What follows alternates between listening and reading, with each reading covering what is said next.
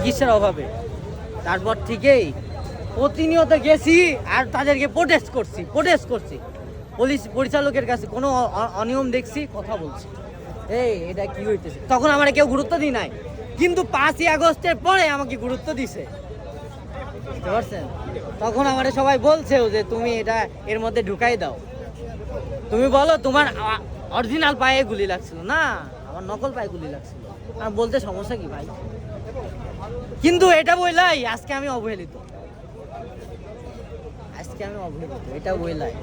শহীদ স্মৃতি ফাউন্ডেশনে বলে নকল পায়ে আপনার তো রক্ত বের হয় নাই। আর রক্ত বের হয় নাই, আমার বাবা তো এ পা লাগাই দিয়েছিল আমার, তাই না?